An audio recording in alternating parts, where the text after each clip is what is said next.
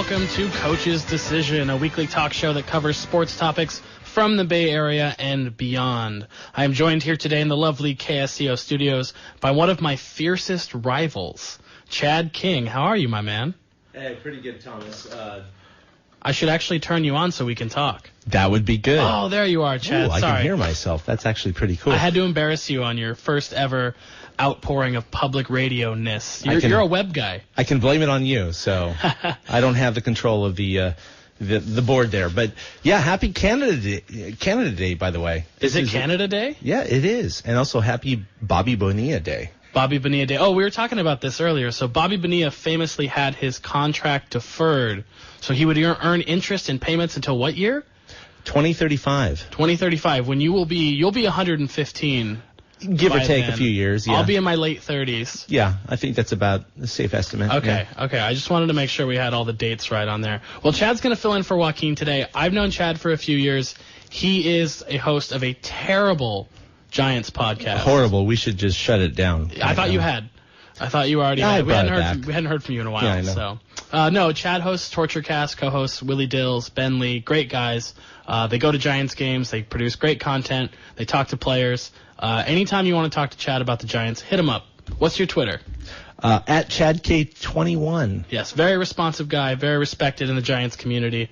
We're going to talk about some cool stuff today. We're going to talk about the Women's World Cup result between England and Japan, MLB All-Star starters, and a tweet about Kobe Bryant by one of his newest teammates. It's going to be a good show. We're also going to be taking your calls in about 20 minutes and your Twitter questions later in the show. To reach us, call producer Tori at 831-479-1080 or find us on Twitter at Coach's Decision. That's COACHS Decision. You can spell that, I promise. So, we're going to start off with the thing we were just watching. The Women's World Cup, England versus Japan. Chad was traveling at the time, did not get to see the end of the game. This is one of the most heartbreaking losses I've ever seen. Men's sports, women's sports, international. If this happened at your high school game, this would be crazy. England scores an own goal at the last second in the 90th minute to clinch the final for Japan, or the semifinal, to get them to the finals. What was going through your head as I showed you that vine? You know, a pitcher in Major League Baseball could pitch a wild pitch, let's say, and the winning run could come across the plate. But that has nothing on what happened to England tonight. That is just, it's so heartbreaking to see that vine that you showed me, to see the defender trying to clear the ball and it just going right into the goal. And, you know, the goalkeeper is just face planted on the ground, just kind of saying, what just happened? I mean, she cried the whole way off the field. They were watching the live footage like Kennedy had just been shot. All the announcers were silent. They were saying, and there goes Laura Bassett, and her head is in her hands, and she's crying, and her teammates trying to hold her up because she can't stand. That is the all-time low of sports that I have ever seen.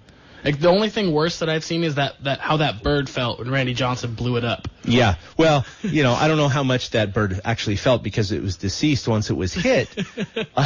You know, most of the England players are actually still alive, I think. Most of them, yes. But because they live in a modern country. Yeah, that was just an absolutely atrocious ending. I mean, we don't know what would have happened if that own goal, you know, wouldn't have happened. I mean, it probably would have gone to overtime and could have gone to PKs. We don't know.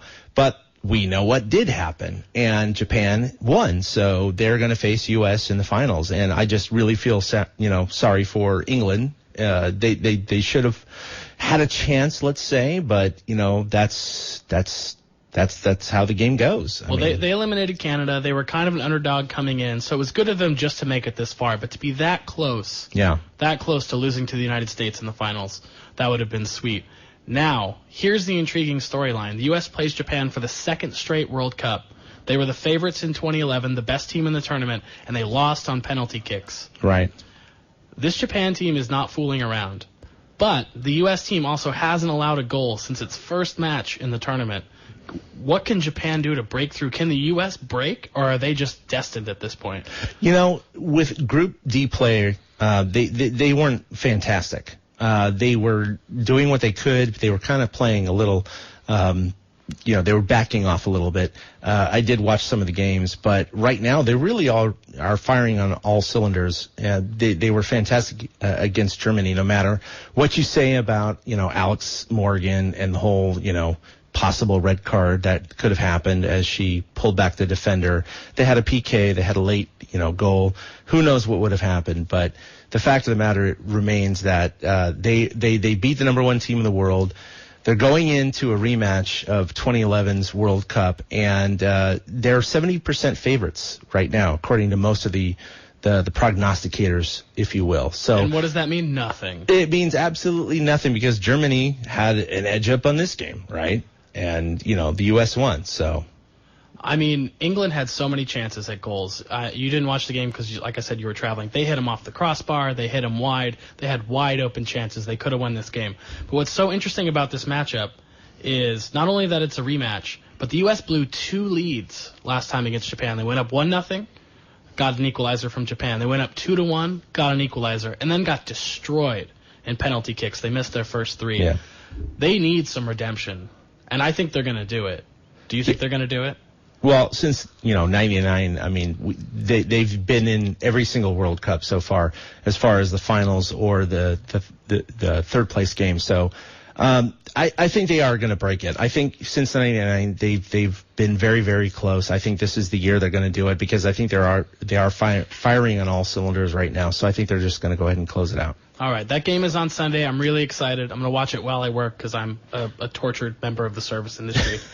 Let's switch over to some NBA draft, which is where my bread is buttered. I talked to you guys last week about some sleepers. I was really excited about the draft. I had an absolute blast, like I do every year. Karl Anthony Towns goes first, like everyone expected. Right. D'Angelo Russell goes second, like I called. I called that. Jahlil Okafor is very disappointed, the big, to be in Philadelphia right now. And then everyone's favorite punching bag, Kristaps Porzingis, goes to the Knicks to spectacularly fail in front of Carmelo Anthony for 82 games a season. I'm really excited about that. I think he's a huge draft bust. I think Carmelo's right to have wanted somebody who was a little more ready or a little more ready to play on the perimeter that New York needed. New York probably really wanted Russell to slip to 4, but he didn't. What are your thoughts on at least the top 10 or the first couple of picks? You're in a schadenfreude, aren't you? I am, especially the New York Knicks, because they think they deserve stuff. Like, we have the best arena. We won 2 titles in the 70s. Does anyone remember the 70s? No. Not even you. The Warriors do. Yeah, they remember the 70s, but they don't have to anymore. They don't have to anymore. That's removed, right? Yeah, so does any of this jump out to you? Do any of these teams... You know what jumps out to me is what you predicted last week. I'm actually pretty impressed by you, by the way. Thank you. I do my research on college basketball. Okay, I'm kissing a little butt right now. You're the guest. But, yeah, that's what guests need to do, by the way. So you predicted that Rondae Hollis-Jefferson from Arizona was going to go pretty high. They're picked number 23. I think he slipped a little lower. That was your sleeper. So. I still think he's going to be great because he's on a pretty good team in Brooklyn right now. Yeah, and Sam Decker from Wisconsin. You thought it was going to be second round. I did think he might slip into the second round, but... So he was picked 18 by Houston. He could have gone anywhere from pick number 8 or 9, I swear. Pick number 8 or 9 to pick number 35. Yeah. He could have gone anywhere. He had so many different angles to his game and so many different workouts that no one knew where he was going to go. He was the wild card. But I like him. He's going to be great in Houston. I think so, too. And then J.P. Tokoto from North Carolina. Just snuck in there at the end of the second round. He just got in at the end of the second round by Philadelphia. So, but that was one that when I heard that, I listened before the draft, and I wasn't so sure about that one. Right. Yeah, but you got it. You got it. I snuck it in there. You said second round, so kudos to you, man. I snuck it in there. And the real lucky you have your resume in for any NBA teams? I could be Chad Ford. I could be any of those guys. I'm amazing. No, you're the only Chad for me. Justice Winslow slips to number 10 to Miami. Detroit passed on him. Charlotte passed on him. Those are going to be mistakes. They're going to look back at this draft in 5 years and go, man, why did we take Stanley Johnson over Justice Winslow? Yeah. We took the worst version of the same player. I don't know. Miami has a chance to be a number 3 seed next year if Chris Bosh is healthy and if Justice Winslow is any semblance of the guy he showed to be at Duke. So that's really exciting for Miami, who, needs help after just winning 2 championships and appearing in a bunch of Well, and now Dwayne Wade's out of there. He's not out. Well, he's not out. Oh, okay. Don't worry. The Miami Mafia will keep him. He's a free agent right now. He opted out of his contract. You know why? Trying to get paid. Yeah. And he's going to get paid. So what do you think about Looney? Kevon Looney. I did not get a chance to watch a lot of UCLA games. Unfortunately, the only game I did watch was when they got waxed by Kentucky. Kentucky was up like 40-12 at halftime or something. So you can't really judge any player by that game. But he's a big guy. He was a little bit injured his freshman year, so you didn't really see it. But he has a lot of tools. And he's going to be used by Steve Kerr in a very interesting way, because that's what Steve Kerr does with all his players. He uses them in very interesting ways. And I think in 2 or 3 years, he can be not a starter, but maybe the 7th or 8th guy. Same thing with James Michael McAdoo, who's currently a bench rider going back and forth between the D-League. He can be that guy because he's got the NBA body, he's got the athleticism. Let's see if he can develop a shot, develop a game. I'm intrigued.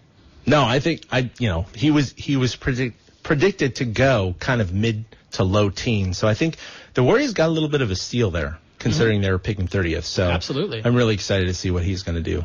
Cool. The other thing I liked Decker to Houston. I mentioned that he'll have an impact right away. Yeah. He'll be running up and down that floor with James Harden on the wing, just doing stuff. He's that guy who's always going to be on the floor, grabbing rebounds, making passes, getting baseline dunks. He's really good at driving to the basket, and his shot is getting better. Jaren Grant to New York. New York finally did something I liked. They traded Tim Hardaway Jr., who I cannot stand as an NBA player, and basically got Jaren Grant, who is a stud point guard. And his floor, the absolute worst he's going to be in the NBA, is a backup point guard, which is always great to have, as the Warriors just proved by having the guy I always call Lance Stevenson, even though his name is Sean Livingston. I do it every single time.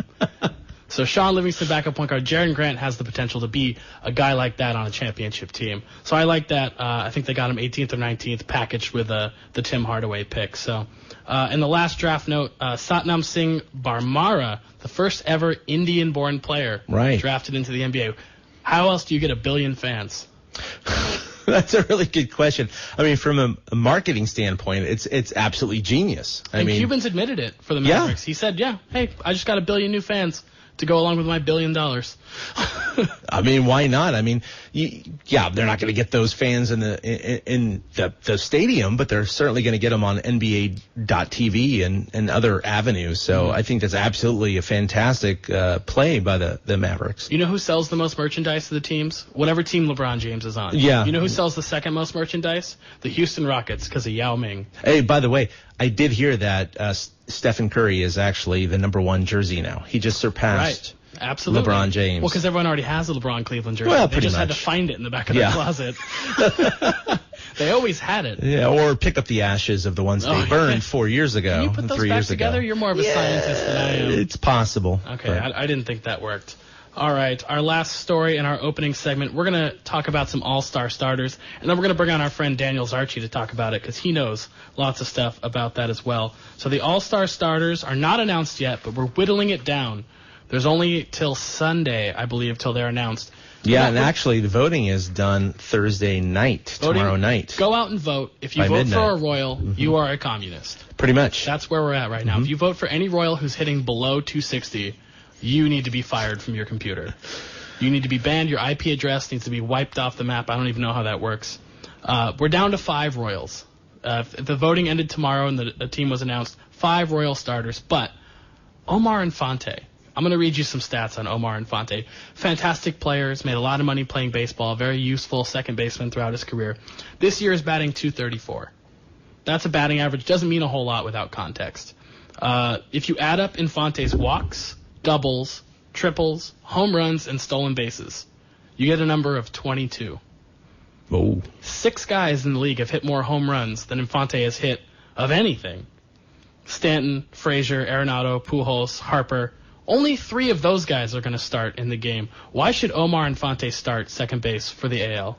Because Royals fans want to make a mockery of the whole all-star voting system. Do they want to make a mockery, or has this just happened because they have some kind of royal fever? Because this happened to us. This happened to the Giants. Oh, yeah. I mean, Was it a mockery then? Freddie Sanchez almost started a game when he was injured for the first half of the year. So the Giants fans absolutely have an experience of this.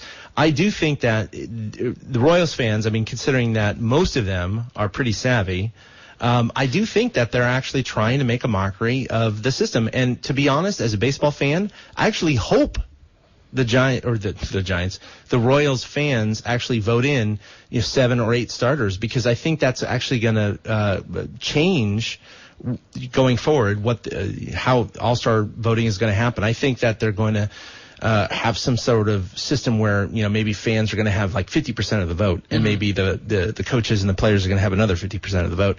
Because right now, I mean, it's ridiculous, and I think most Royals fans recognize that there's no way that second baseman should be starting in the All-Star game. It's an all-star game, not an all-team game. I could understand if they wanted to have some extra Cincinnati Reds players to play in front of their home crowd. A guy like Joey Votto, who's not putting up all-star numbers, but should be in the game because that's who Cincinnati wants to see. But this is just one random city, one team that made the playoffs for the first time in like 25 years, and now all of a sudden there's like Royals fever is injected into everyone else's eyeballs. No, it's bandwagon, absolutely. But, and we're the bandwagon. If you're Ned Yost, though, I mean, do you really want your own second baseman starting the All-Star game? Probably not, because you're trying to actually fight, because they are the best record, or one of the best records in the American League right now. So they have a good shot at actually getting into the playoffs. They do want World Series home field advantage like they had last year against the Giants. So I think that, if he is voted into the All-Star game, I wouldn't be surprised if Yost is like, oh, yeah, my guy's at second base, but he's going to have one at bat, and I'm going to pull him, and I'm going to put in Kipnis or Altuve. Mm-hmm. What do you think about, Altuve's in the NL. Gotcha.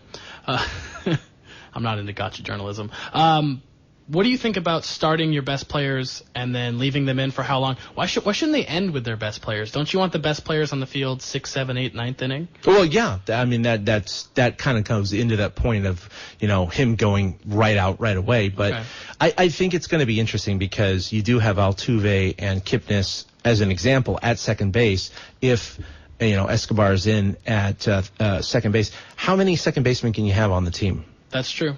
So I just don't want guys to get snubbed, because this actually counts towards people's Hall of Fame resumes. Yes. It counts towards endorsements. It counts towards everything. If you can say, I made 3 straight All-Star games, that's way more impressive than, hey, the Royals fans voted this guy in over me for some reason. Well, remember, Buster Posey didn't even make last year's All-Star game. Which is ridiculous. It is. I mean, I know he's in line to start this game, and if he doesn't start, he's going to be selected by Bochy and company. But the point being is that you're absolutely right. Some of these players' legacies are defined by how many All-Star games they make, even if they haven't won a lot of World Series championships.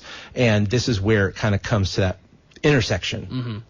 Yeah, I totally agree. Luckily, Posey has 3. We're not worried about his Hall of Fame candidacy yet. He's got plenty. We're going to give some love to our sponsors. Our first sponsor today, Bruno's Barbecue and Catering in Kings Village Shopping Center in Scotts Valley. They've got ribs, they've got steaks, they've got burgers, every kind of meat under the sun, some brisket. They've also got a lot of salad options, other sandwiches. My old favorite, the Blue Plate Special, cheesy chicken breast, mushrooms, broccoli, carrots. We were talking about veggies earlier. We all agreed broccoli is king. It even has a crown. Bruno's also has 12 beer taps and a full bar, welcomes large parties, banquets, in their spacious upstairs loft. Schedule an event with them. You will not regret it. It's very fun. Ping pong, darts, you can do anything you want at Bruno's. Anything within the scope of the law, that is. Mention my name. Mention you heard Thomas Todd on the radio. You'll get a free order of French fries. Again, a free order of French fries just for dropping my name in Bruno's Barbecue in Kings Village Shopping Center in Scotts Valley. Our other sponsor today on this segment is my friend Ken Keegan. He is a local artist and baseball fanatic. We're so proud to be sponsored by him. Huge New York Mets fan. He's actually going to come on the show next week and give away a few of his prints. You're going to be able to call in and win some free prints of Ken's wonderful art, which you can see on artwanted.com, searching Ken Keegan. You will see dozens of his works. They are for sale. He's also going to give away some prints next week on this show, so stay tuned for that. Right now we're going to go to my favorite segment, because my best friend, the best friend in the world, is on the line right now to talk about the All-Star game. Danny, how are you doing, bud? I'm good, man. How are you doing? So do you feel awkward being on the air with Torturecast? See, we have been on the air with them before, but I don't remember much of that night. No, nobody does. Nor should you.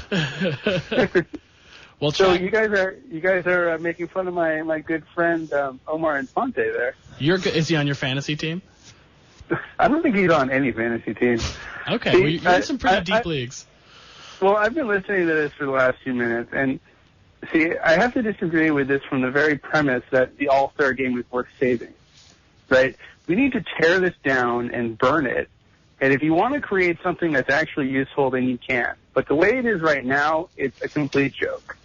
And thank you, Chad, because the Royals are finally showing what Derek Jeter has been showing us for decades, that they don't always elect the best players to the All-Star game. That's not what it's for. Right, but Jeter's legacy was intact, at least. You know, he was always going to be a Hall of Famer. He was definitely the poster child for a guy who did not deserve to play, but at least he was average or around average or maybe slightly above average. But it's certainly nothing compared to Infante.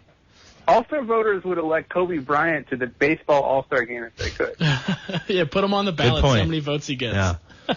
I mean, the whole point is that the All-Star game should either do one of two things. It should either be a complete fan contest and popularity vote, and everyone just goes and has a good time, and then nobody cares about All-Stars. So it doesn't affect home field advantage. It doesn't affect Hall of Fame legacy. Nobody even mentions it again, like we should be doing with Gold Glove now, because it's a meaningless step.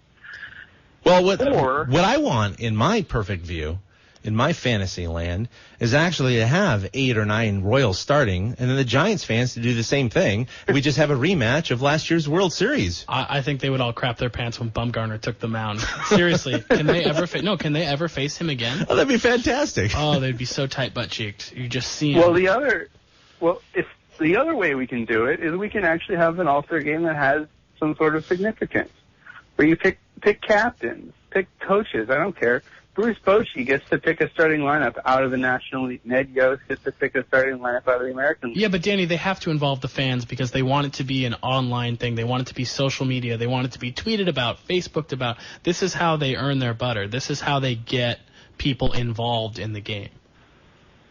Well, then you should go with option A, where it has absolutely no effect on anybody's legacy, on anything that actually matters in the game. Right, but you can't undo 100 years of that. Sure you can. Do you know what's really interesting? I've been to Cooperstown. I've been to the Hall of Fame, and of course I had to visit Willie Mays' plaque. Now it says Willie Mays played in Major League Baseball for 21 years. He made 24 All-Star teams. And I went, Dad, I'm like 11. What up? And he's like, I have no idea. So I ended up researching it. There used to be two. So yeah. It doesn't even matter. Willie Mays made 24 All-Star games. If he played now, he would have made, 18. So the numbers are inflated from back then. Who knows what they mean now? We won't know. We don't even know who gets in the Hall of Fame and why anymore. So I guess you do have a point there, Danny. I mean, the whole point of the All-Star game, you're looking at this, and Omar Infante is leading over Jose Altuve, who's in the American League, by the way. Oh, because the Astros switched. Yeah, I was going to call you out on that, Thomas. I'm a dummy. That's okay. Yeah, you called me out saying that's National League, and I let that go. I am the Omar Infante of radio show hosts right now. Yeah, you're batting .230. I am such a dummy. My OPS plus is plummeting. Oh, my goodness. I mean, what I will say for All-Star voters is that they've made a couple good moves in the last few voting sessions. I mean, Altuve is catching up with Infante, but at least like Nelson Cruz is beating Kendrick Morales. I love Nori Aoki, but he shouldn't beat out Giancarlo. He doesn't deserve it. Well, and he's injured too, so that's not going to happen. Him and Giancarlo are both injured. We'll talk. In fact, there's only one starter that's not injured in the top 3, and that's Bryce Harper. And just wait, he might be. He's kind of a reckless dude. So Danny, I have a question for you. I have a question for you though, Danny. So Posey gets in because he gets voted in. What other Giants does Bochy select? Probably Bumgarner. Who else? Panic? You think so? Crawford. You think both of them? I would put Crawford over Panic. I would as well. Yeah, he hit his 11th home run too. today. Yeah, Crawford set his new career high for home runs. Yep. While playing fantastic defense. I mean, Panic is behind D. Gordon in the All-Star vote. But if you're going to go with backups, if you're going to have these guys, I mean, who is more deserving as the second best second baseman in the National League? Oh, Omar Infante, obviously. Clearly. All right, so let's look down I think Crawford and Panic are both totally defensible, and knowing Bochy, he'll probably pick them. So you think 4 guys. Do you think, maybe sneak in a Romo or a Casilla, or is that just not happening? Well, I don't think either one of them. I think there's an outside chance that Javier Lopez makes it. No, they give it to guys with saves. Yeah, but Romo's got like a 4.50 ERA, and Santiago Casilla gave up a 3-run walk-off homer today. That's true. Okay. Well, spoiler alert. I mean, not that. DVR Yes, he buster. did. DVR buster. Okay. Meanwhile, Javier Lopez is quietly having the best season of his career. He's got an ERA around 1. Yeah, he's fantastic. We love that guy. We were talking about him earlier and just how nice of a guy he is, and I love watching him succeed. He's a very nice guy. Him and Clay Hensley. Well, let's run down the rest of the NL starters here. Posey behind the dish. Paul Goldschmidt's having a world-beating season. D. Gordon's re-breaking out. I don't know what to do with him. Matt Carpenter, Johnny Peralta, and then Stanton, Harper, Holiday. Holiday and Stanton probably won't play, but have had good seasons. Holiday is one of the most consistent hitters ever. Is there anyone you would rather see in any of these positions? I think Todd Frazier is going to beat out Carpenter, and I think he should. He better. He has, 22, 23, 24 home runs? Yeah, Frazier had a really great year last year. He's even better this year. I mean, we don't really appreciate Johnny Peralta, but he's quietly really consistent. So I think that's even as much as I love Crawford, Peralta probably deserves it a tiny bit more. I mean, Tulowitzki's the obvious choice, and it's really surprising that he's not really winning the vote. It's just, I guess, his lousy April where he walked, 2 times. Well, he's also a victim of his own success. Really People are always waiting for the other shoe to drop on Tulo, waiting for him to get hurt, and if he's not having an MVP type season, it's a failure. People like surprising stories. It's funny that we give him credit. We talk about people who have this effect on both sides. Well, they used to be good, and so they suck now, but they're still going to get voted because people remember how good they were. On the other hand, you got guys like Tulo who actually are good, and they don't get the vote because they're not as good as people think they should be. Right. That makes a lot of sense. I'm excited. Josh Donaldson. I'm not as big of an A's fan as you. I don't watch as many games as the people over there in the East Bay. But Josh Donaldson. Happy Canada Day. Happy Canada Day. Yeah. Josh Donaldson is probably going to start, which is a happy day for A's fans because they don't get a lot of love. They don't get to hold on to their players, so they get to root for them on other teams, which little brother syndrome, they're happy to do. Are you excited about Donaldson? Yeah, no, I think Donaldson's a great choice. Stephen Vogt should probably make it over Sal Perez. No, he's going to be reffing an NBA game somewhere. He's busy that weekend. Yeah, he does a little bit of everything. Otherwise, there are a couple Royals who make good cases. It's the sheer volume of it that really kind of ruins it. Okay, what's more offensive to you as a baseball fan? Omar Infante winning second base or Rafi Palmeiro winning the Gold Glove? It's always Palmeiro. Every single time. What did he start, 25 games at first base that year and won a Gold Glove? It's things like this that dilute. I mean, you talk about steroids, you talk about cheating, you talk about whatever. It's also dumb voters that ruin baseball. Right, and the Gold Glove is media. Those are media members making that vote. These are trained professionals. I did not even use air quotes when I said that. These are certainly professionals. All right, Danny. Well, thanks for coming on, man. I appreciate you, and I love you, and we'll talk to you soon.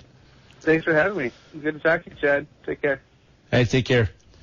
All right, let's give love to another one of our sponsors. They keep our show running. This is 99 Bottles, a wonderful place to enjoy a cold brew and watch some sports. They're located on Walnut Street between Pacific and Cedar.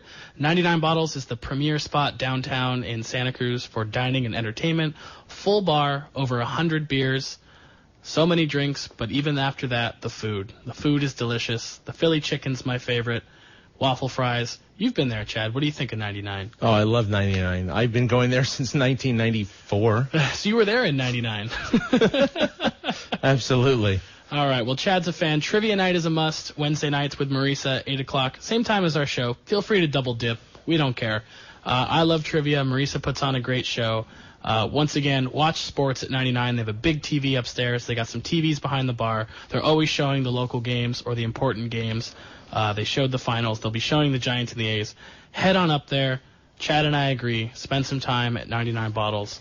All right, Chad. We got rid of Danny. We had to do that. Well, and when Danny was talking there, I just saw the highlights of Justin Bour hitting a walk-off 3-run home run against the Giants in Miami. And so that kind of put a little depressor on the night. So Here, let's fire back at Miami right now. Outfielder Giancarlo Stanton out 4 to 6 weeks with a broken hamate bone. Boom! there you go. Dynamite. Take that, Miami. Here's the thing. You can't be happy about that because he's so much fun to watch play. He's fantastic. He was going to be in the home run derby. He clearly was going to be starting in the All-Star game. So it really sucks to see that someone of his caliber going down. His brother, Mike Stanton, was good, too. Well, and Mike Stanton, right. He goes down with a broken hamate bone. He wasn't hit by a pitch. Right. He broke that because he's so strong and he swings hard. Well, we've seen this before. It's Pablo crazy. Sandoval did it to both of his hands in separate seasons. He has no hamate bones left. He has ham, but no hamates. So That's right. He's plenty of ham, by the way. He's happy as a clam eating ham. We've seen this injury before, 4 to 6 weeks. He'll come back. He'll still be strong. He'll still mash home runs. I wanted to see him go for 50. Maybe have, because 50 is a real number again. Oh, I think 50 is absolutely in reach for him, but like you said, that's not going to happen this year. It's interesting because this year he broke his hamate bone. Last year he was hit in the face, and I actually had some doubts as to how quickly he would come back at the beginning of the year wearing the guard and everything, despite that fact that he might be a little gun shy. That was absolutely thrown out, into the trash when he started, bombing right in the beginning of the season. So at this point, he's snake bit, right? This is just bad luck, just a rash of unavoidable injuries. This isn't wear and tear. This isn't a guy. It was going to happen at some point with a hamate bone because it was just from swinging. Yeah, I guess. Yeah, and Pablo broke both because he's a switch hitter and gripped the bat weirdly. So I think swings Giancarlo, at 5.1 foot high fastballs too. And you know what? He hits them. And favorites Instagram photos while he's taking a crap in the bathroom. But it's all good. If you hit 2 home runs off the guy who dates Kate Upton, you can spend all the time on Instagram. You can do that. Larry Nance Jr. was drafted by the LA Lakers, which was interesting only because 4 years ago he tweeted a joke at Kobe Bryant's expense about his allegations in Colorado and the out-of-court settling, and he publicly worried about Kobe Bryant going to different places because of his prior actions. So then he gets drafted by the Lakers, one of the premier franchises in the NBA, playing soon to be alongside a Hall of Famer, and he goes crawling on his hands and knees and says, "Mr. Bryant, I'm so sorry. I deleted the tweet. I'll never do it again, I promise." And what did Kobe do? Okay. Suit up. Pretty much. I mean, you and I are not in a position where we're ever going to be drafted by an NBA team or any team whatsoever. I can't get drafted by a fantasy league. Yeah. I can't even get in one. Nobody wants me in their league. For someone like us, I mean, I'm sure, I know you have, and I have as well, and many other people in our spectrum of what we do, have said some pretty innocuous and yet not innocuous things about certain players. I've had blog posts written about me saying just jokes on the show. Yeah. So, he did that 4 years ago when he was in college. So what are you going to do? He gets drafted by one of the 30 teams of the guy he, said rapist about, and he's learning to live with it. But he's going to be fine. I mean, you know what? Look, if you get drafted and you're going to get paid several $1 million for at least a couple of years, I think you could probably deal with it. So Kobe says water under the bridge because he's a man, he's a mogul, he knows about his image, he knows how to live life in the NBA. In practice, he gets one shot. He gets one bump, he gets one run-through screen, or he at least gets a jumper right in Larry Nance's eye. He's going to full Kobe, pull up, bare his teeth at him, and go after him. I know it's going to happen at least once, as much as Kobe says it won't happen. I think that'll happen. But again, the guy's got money to deal with it, so it's all good. Speaking of people with money and looking for money, Oscar De La Hoya has decided not to come back out of retirement and face Money Mayweather. Is this the right choice? I think he was hanging on too long. I really do. I think absolutely he should stay retired at this point. From his standpoint, yeah, he can earn several tens of millions of dollars if he came back. Several hundreds of millions. Mayweather earned $220 million fighting Manny Pacquiao. That's true. No, you're right. It might even actually be over 9 figures, I guess. They called De La Hoya the golden boy, and he saw the gold that was being piled up by Mayweather, and he's like, I got out of this business too soon. But no, it's hard to say. I mean, I'm not him, but I saw him at AT&T Park last year when he came to have batting practice with the Giants. It's amazing how small the dude is. It's the first time I was 6 feet away from him taking batting practice. And he is so small. And to think that he could literally destroy my jaw in one punch and earn $100 million in a couple of fights. But, I respect the guy if he really does just feel like moving on with his life. He feels like, I got enough money. I'm at the end of my career. Let's just move on. Was he in game shape when you saw him? Do you think he could have thrown down? Boxing wise? Yeah. Oh, yeah, absolutely. Well, I don't expect him to pick it clean at first base, Oh, he was horrible hitting. Oh, my God. I mean, I could have destroyed him in a batting practice competition. That's not an issue. Those gloves aren't what he's used to. But, yeah, exactly. But, yeah, he looked like he weighed about 110 pounds, and he was, holding a matchstick. But, he's fantastic. He was about 2% body fat and just, twitching like a mosquito. All right, we've got a couple more topics. We're going to open it up to the listeners. If you'd like to call in and chat about anything we've talked about or anything you want to talk about, please call Producer Tori at 831-479-1080. We are open to anything as long as it's kept proper and has to do with sports or, actually, we'll open up to anything. You like beer? We talk about beer. Our next story, Steve Weatherford, who is a punter who should never be talking ever, blasts Chip Kelly, Sam Bradford, and Tim Tebow all in the same breath. He questioned Chip Kelly's quarterback decisions, bringing in Bradford, called him an expensive Ferrari you don't know if it's going to start. He called Mark Sanchez, who he played with, a Cadillac because he's reliable, you know what you're getting. Said Tebow could date his daughter but not play quarterback. Do any of these things offend you? If you were these players, would you be mad? If you were Chip Kelly, would you be upset? If I was Chip Kelly, yes, I would. But at the same time, Tim Tebow has been kicked out of the league several times. He's coming back again. And, he came back on a show actually in Philadelphia to defend his statements about some of these players, specifically about Tim Tebow. He said, hey, look, I gave Tim Tebow the highest compliment I could. I said I would let my daughter date him. And I kind of was like, I don't know if that really is the highest compliment you could give him. I'd let him sleep with my wife. Yeah, it's like, I'd let him do whatever sexually to whoever. I'd let him borrow my car. I'm not so sure about that. So, yeah, look, I respect him for talking about, all of these things the way he actually felt, because most of his opinions I totally agree with. Absolutely. But he's a punter. Yeah, I mean, he's in great shape, and he's in ESPN body issues, and he's in all these things. But he's a punter. You're on the field 8 times a game. Yeah, shut up. You're on the field more if your team's terrible. So, I mean, I don't know if he's actually just trying to reveal his opinion because he's that kind of guy. Or like Chris Warcraft, we love him, Chris Cluey. But at the same time, it's like, just shut up. Just, don't try to market yourself. Just do your job. And not comment on about these quarterbacks because you have no control over them. Here's my take on it. When you are in the NFL, you are part of a brotherhood. There's hundreds of you. You all do the same job. You all understand the way the media works because you're involved with the media after every game, before every game. Maybe not as much as a punter as, say, Tim Tebow would be with the media circus around him. You have to wait till you're out of that brotherhood to start saying things like this. When someone's paying you to work for ESPN or a .com site to have opinions, go ahead. Throw the guys under the bus. If you want to break ties with them then, don't do it while you're still in the league. These guys can still come and get you. Some of these guys are big. Some of these guys have friends who are centers, who are defensive linemen, who are special teamers with nothing to lose, who will come after your legs. Well, be no, careful. I wouldn't be surprised if next year you do see a defensive guy coming in on a punt and taking him out, because even if he gets a flag or he gets ejected from the game, he's got a nice steak dinner and a $500,000 Rolex coming his way. Yep, he's got a network of people. Be careful, Steve Weatherford. Wait till after your playing career is over. Then say whatever you want. That's what Ray Lewis does, right? Oh, wait, he always said whatever he wanted because nobody can mess with Ray Lewis. Former Raiders quarterback Terrell Pryor, who my friend Cameron once said will take them higher and never did. He hints at having a slash-type role in the Browns' offense, quarterback/wide receiver. We have not seen this for a while. Can this ever work? No, I don't think so, and Cleveland's actually denying it.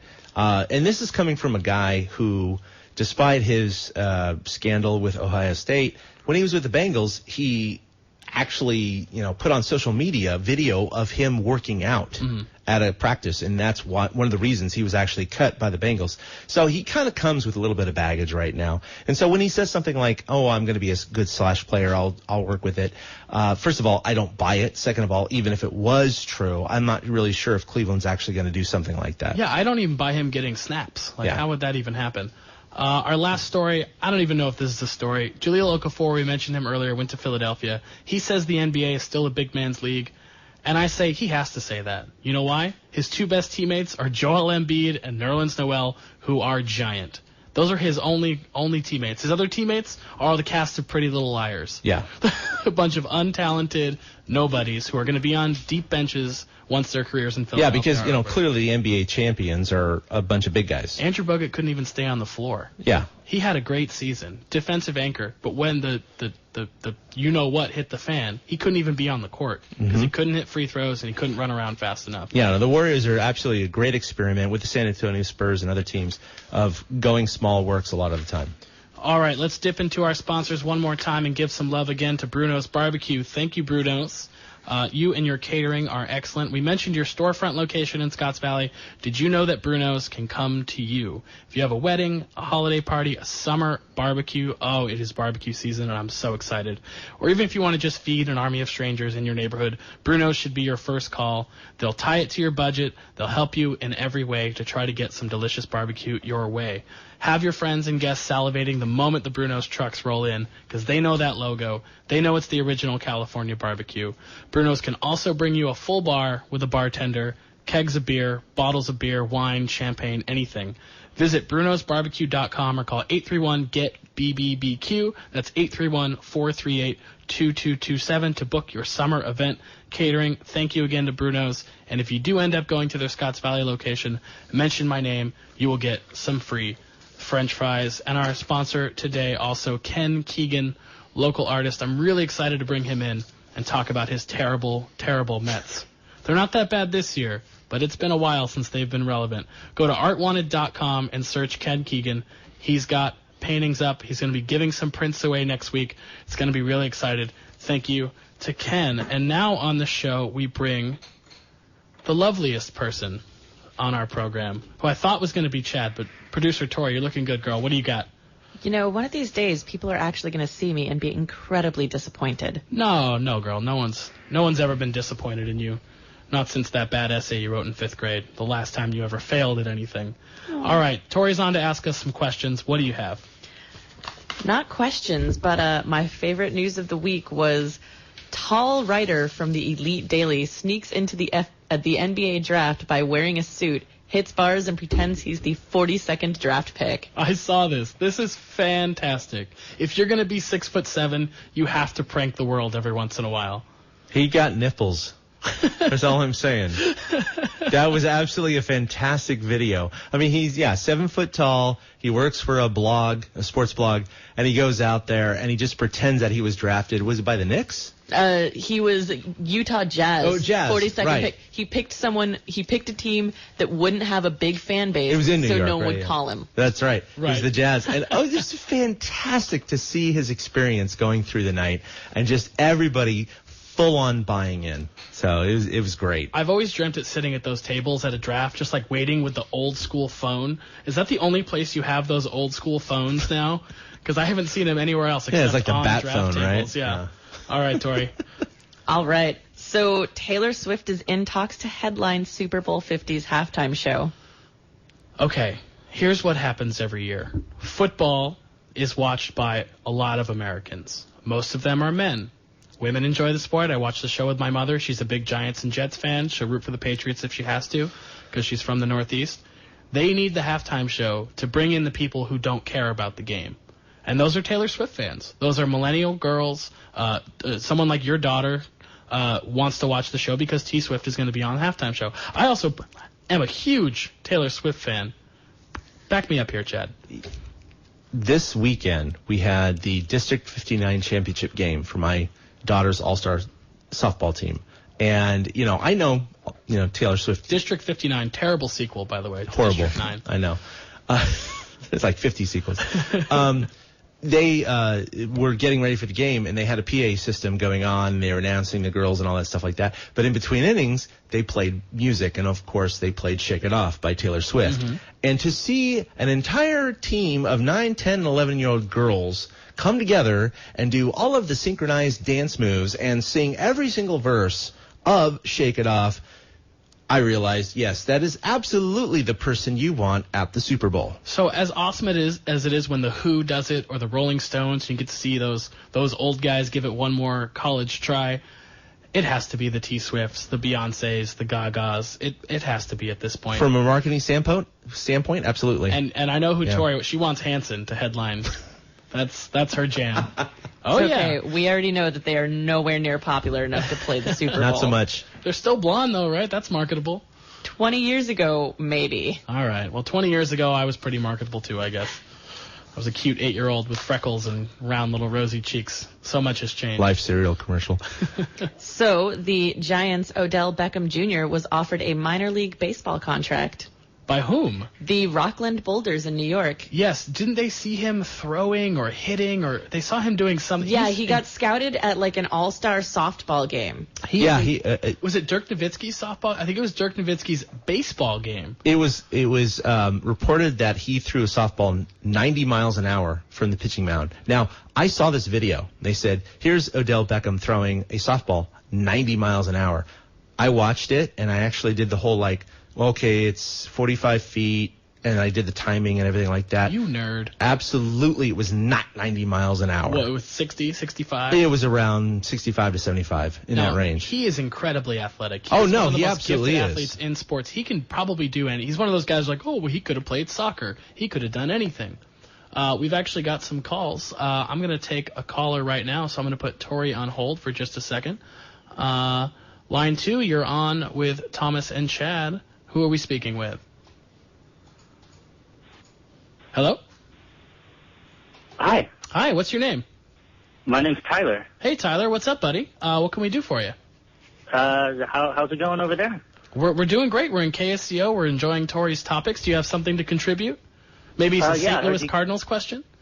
No, not specifically, but did you guys see we were talking about the Lakers tweet earlier, Yeah. and did you see the Bobby Portis tweets from the Bulls? No, what happened with Portis? Portis, also a rookie drafted in the first round. What went down? Okay, so Bobby Portis, drafted first round, number 22, tweeted in 2011, about 2 weeks apart. First one is, Pau Gasol, not as good as everyone thinks, /say. Oh, boy. And then the better one is, as I'm pulling it up here, it don't matter, fam. Blank, D Rose, and the Bulls, team heat over here. Wow. Well, here's the thing. So he's basically attacking two of the most prominent franchises. And that's the thing. The Lakers have the most exposure. The Heat had the most exposure when LeBron was there. So it's easy to go after those guys. It's easy to go after the crown, especially when he didn't know. He thought he'd be in the NBA someday, but you don't know who's going to draft you. He just happened to be going after D Rose. That's hilarious. But here's where it gets great. So he posts after that. He says, Bulls Nation, sorry for the tweets I sent 4 years ago. I was a boy then, I'm a man now, and a bull. D Rose, Pau, what kind of donuts y'all like? So he's a man and a bull. So he's Krispy Kremes, yo. He's like He's a Minotaur. He's like the Birds of War from It's Always Sunny, which is a show I know caller Tyler likes. And then not only does it get great, here's where it becomes amazing. 2 days ago, two days ago at his presser, is introduced as the first round pick. He brought 2 boxes of donuts. He did. He brought the donuts. He brought the donuts. Do we know what brand? We need a new sponsor. Do we know what brand? I have no idea. Okay. Hopefully it was a local shop. Let's keep it local. Yeah, most definitely. All right, Tyler. Well, thanks for calling in. We're going to call that segment Portishead. Is that okay with you? Nah, that's lovely. All right. Thanks, Tyler. Talk to you later, buddy. Oh, God, I love that guy. I saw the 209 area code, and I had a feeling. All right, Tori, next topic. All right. Pujols ties Angels club record. It's pronounced Albert Pujols. Pujols, that's Pujols, right. yeah. Ties the Angels club record for most home runs in a month with 13. He is on an amazing tear. And I've been reading articles that are saying it has to be injuries that were slowing him down, because there's no way to resurge like this. Well, the Angels are a complete mess right now. As we know, Jerry DiPoto actually resigned today after his confrontation and the schism between him and Scioscia. So The sociopath? yeah, the sociopath. If you're going to make up words, make them pronounceable, please. Sociopath. They're good for Twitter, but not for radio. But no, I did not expect this kind of rebirth of Angel and Angel Pujols. Albert Pujols. This story comes after I mistakenly gave a point to someone at a trivia night. The answer was Albert Pujols. They had written Albert Pujols, but I graded them so quickly I hadn't noticed until after the trivia night was over. And then I realized I had awarded them a point for writing Pujols. Pujols. Well, Not there you everyone's go. a sports fan. But yeah, he's one of those guys where you see these big home run hitters, and they always have this surge of 4, 5, 6 years, and they tail off, and they never just recover. But he's recovering right now, so he's had his second most home runs in a month ever in his career. Fantastic. Yeah, I still remember when Sosa hit 20 in like June in like 1999 or 1998, one of those crazy years. But that was aided by some It was foreign aided. substance. Yeah. All right, Tori, give us some foreign substance. So this takes me back. This takes me back to high school. Hansen? Yes, Hansen. All right. Are the Kings the unluckiest team in the NBA? In what way? They've averaged 24 wins for the last 7 years and have never received a top 3 draft pick. Plus, they haven't picked in the top 3 since 1991. You know why? Because the NBA lottery is rigged. I mean, the Lakers got the second pick, the Knicks got the fourth. The Cavs keep getting it for some reason. I don't know what Dan Gilbert Well, the has Kings done. got the 7th, right, this year? Yeah, and the sixth. They took Willie Sixth? Cauley-Stein. I mean, I don't know. They might be the unluckiest. And I know you're a Kings fan, and you go back to your childhood with this. Their owner does not know what he's doing. He took Nick Stauskas when no one wanted him to. He suggested cherry picking. He has all kinds of ludicrous ideas. He's watching his daughters play basketball and trying to implement strategies from that.